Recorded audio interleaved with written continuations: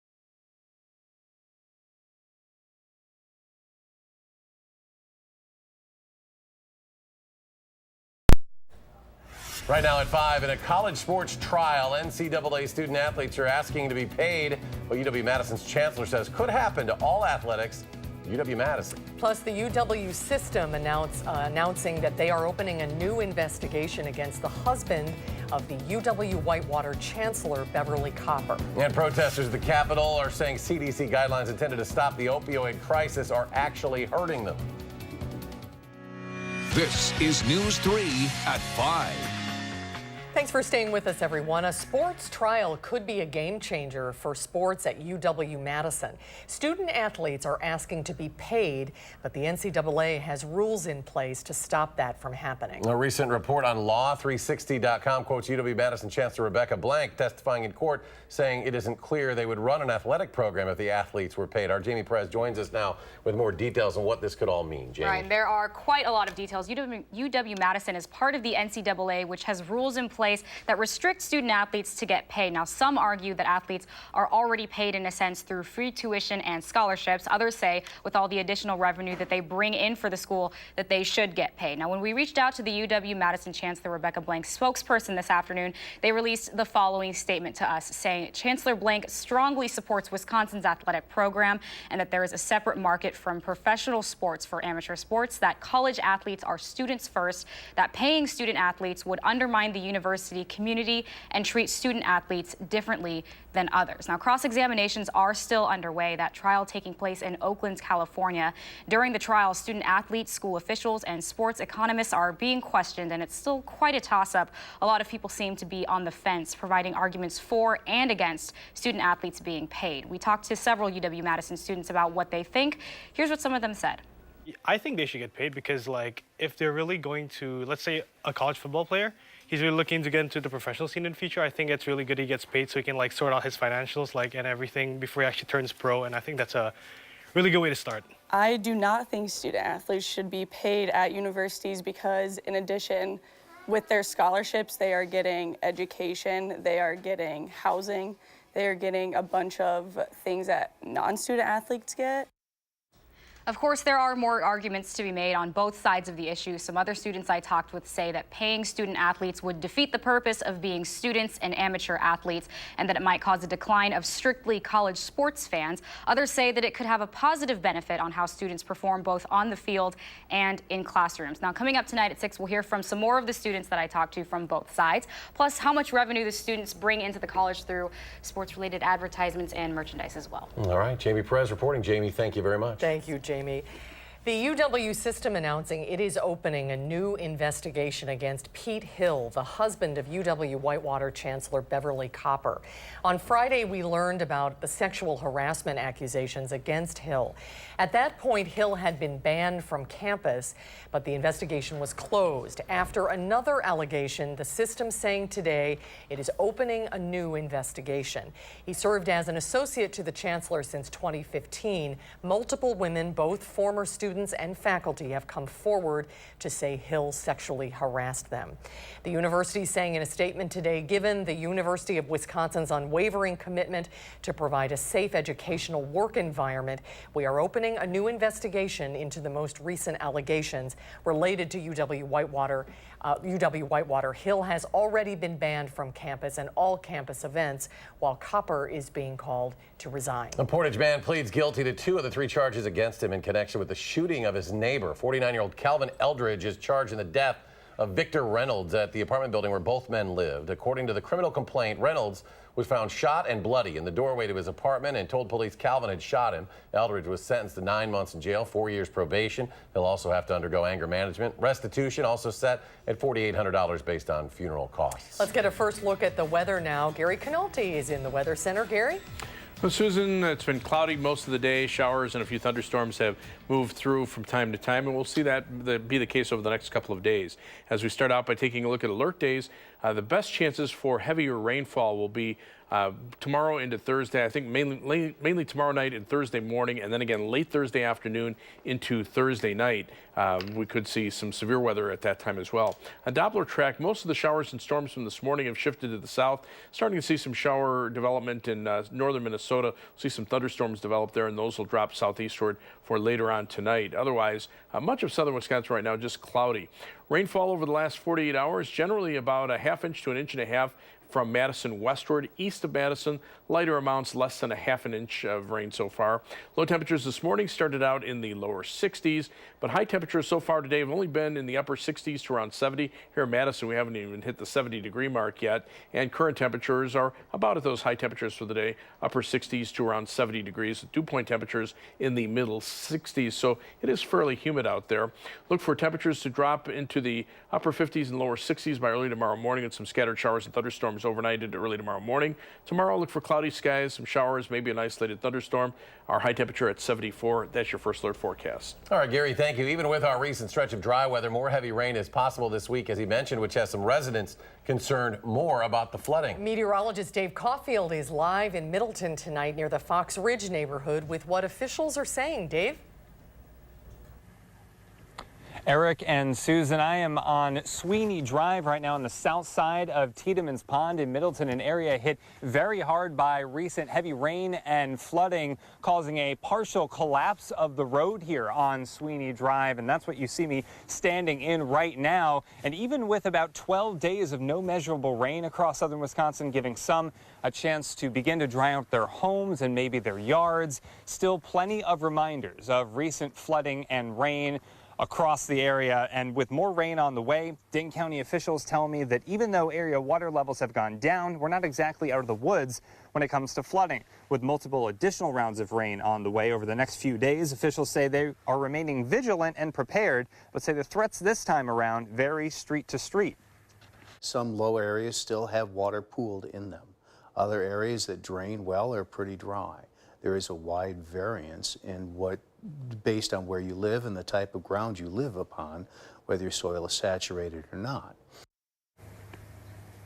Besides the increased preparation going into this event, McClellan says the main difference between these rounds of rain and the flooding last month is the calmer atmospheric conditions. Currently, Dane County not under a flash flood watch or warning, but still a couple of inches of rain possible across southern Wisconsin by Friday morning. Now, I asked McClellan what the mood is going into the recent round of rain coming up over the next couple of days. He said he's vigilant, but with sandbags in place, he's not overly concerned. But Eric and Susan, we've seen over the past couple of weeks how quickly the weather can change and how quickly flooding can occur if the downpour is set up just right. Yeah, it doesn't take much when you've that's got true. high water levels. Dave Caulfield live in Middleton. Dave, thank you.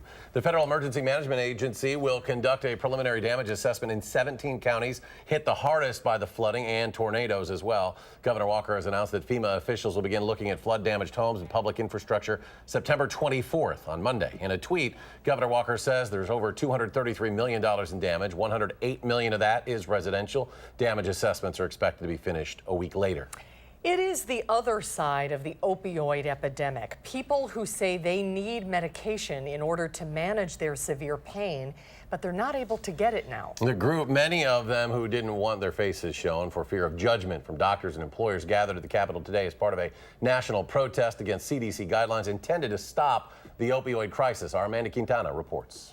I've stopped doing Meals on Wheels. I've stopped doing volunteering at church. I've stopped doing all kinds of things because I can't do it no more.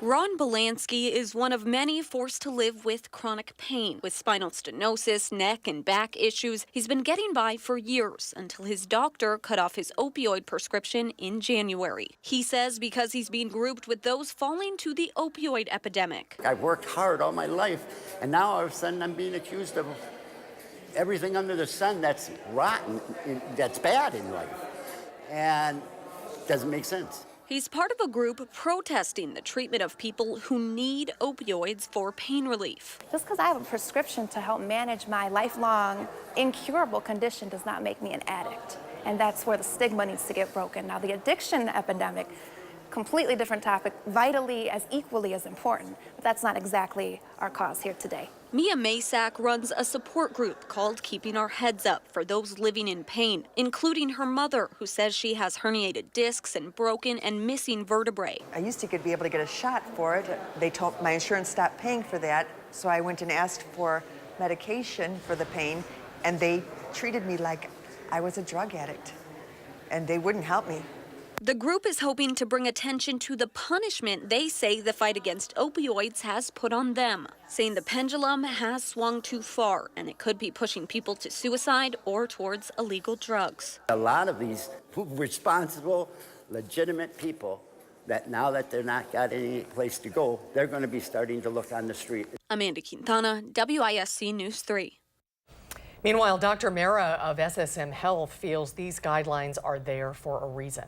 Patients that have been on opiates for many years suddenly feel like, what am I to do without these opiates? Because this is what's kept me functional or in less pain. And so, yes, I feel the movement is warranted, but I also feel like it's a give and take process. We need to treat patients safely. That doesn't necessarily mean opiates, but there is a time and place for opiates.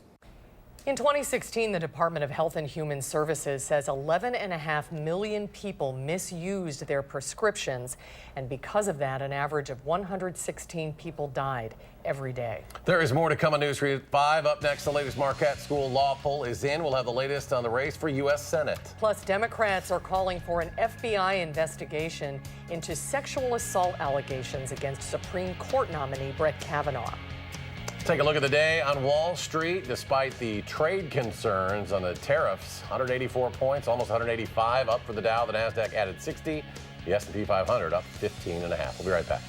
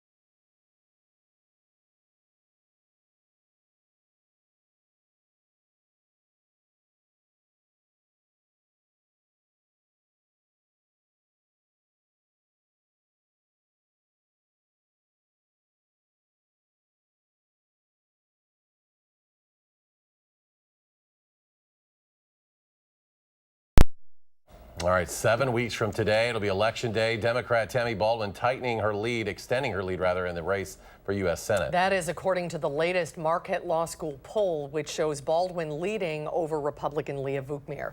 Rose Schmidt tells us what one political expert says is the reason. Rose? Yeah, well, as we get closer to the election, we're seeing more political ads and more campaign events. And the poll's director, Charles Franklin, says Baldwin's lead shows evidence of Democratic enthusiasm. Among more than 600 likely voters, U.S. Senator Tammy Baldwin is leading State Senator Leah Vukmir 53% to 42%. And Baldwin's favorability numbers are in better shape than Vukmir's. 48% find Baldwin favorable compared to 40% who find her unfavorable. 12% haven't heard enough. Only 26% have a favorable opinion of Vukmir, while 38% find her unfavorable. More than a quarter of voters, 28%, haven't heard enough about her. Franklin says while Baldwin's lead over Vukmir grows stronger, it's still anyone's game.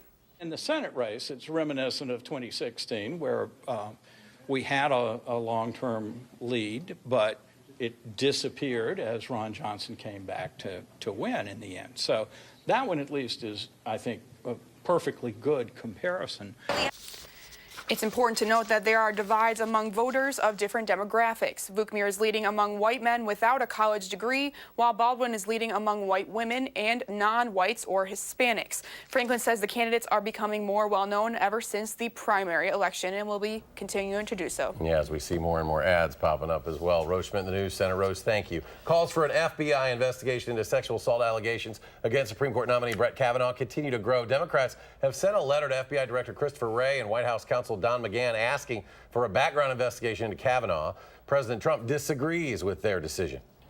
I don't think the FBI really should be involved because they don't want to be involved. If they wanted to be, I would certainly do that. But as you know, they say this is not really their thing.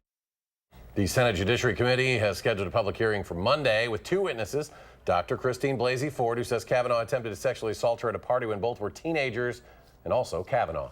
The Trump administration has slapped tariffs on another $200 billion of Chinese imports. The new taxes will hit a wide range of Chinese imports, raising prices on items like air conditioners, TVs, boats, furniture, and toys. The U.S. and China have already imposed import taxes on $50 billion worth of each other's products. China says it will now slap tariffs on $60 billion of U.S. goods. Rising floodwaters from Hurricane Florence have paralyzed parts of North Carolina across the region. The storm is now being blamed for 34 deaths. Hurricane Florence and now epic flooding have forced the evacuations of 200,000 people in North Carolina. Nearly 350,000 homes and businesses remain without power. More than 2,200 people have been rescued. The storm also spawned at least 2 tornadoes and a waterspout. Some rivers are cresting today, but others are expected to keep rising through Saturday. Let's head out to the weather patio. Gary is watching our weather, and there's more rain on the way for us as well, right, Gary? Yeah, we had some showers and thunderstorms this morning. Most of the rain now has shifted south of us, but we'll see more chances for showers and thunderstorms over the next couple of days. As we take a look at visible cloud track, even though the rain has shifted to the south, still a lot of cloud cover remains. We're on the cool side of a cold front, which has dropped to our south. So the temperatures are cooler with the moisture around. It just condenses into clouds pretty easily. Rainfall amounts so far from the latest round of showers and thunderstorms, about a ½ inch to 1.5 inches from Madison westward. East of Madison, generally less than a ½ inch of rain. Up toward east central Wisconsin, very little in the way of rain so far. But on Doppler track, you can see most of the showers shifting southward into northern Illinois and dissipating. There are some thunderstorms in southern Iowa. Those should stay to our south. But some showers starting to develop north and west of the Twin Cities. Probably see some thunderstorms develop there, and then those will head east-southeastward and affect us later on tonight. Severe weather threat for tonight will stay to the west across parts of western Iowa and southwestern Minnesota. But tomorrow, the severe weather threat starts to move into southwestern and west central Wisconsin, a marginal risk of severe thunderstorms, according to the Storm Prediction Center. The highest threat is going to be on Thursday as a warm front lifts to our north in the morning. Then temperatures climb into the middle 80s with some sunshine, and it becomes a lot more unstable around here, brisk southerly winds. Then a cold front comes in from the west and triggers some more thunderstorms late Thursday afternoon or more likely Thursday night. Some of those storms could have high winds and hail.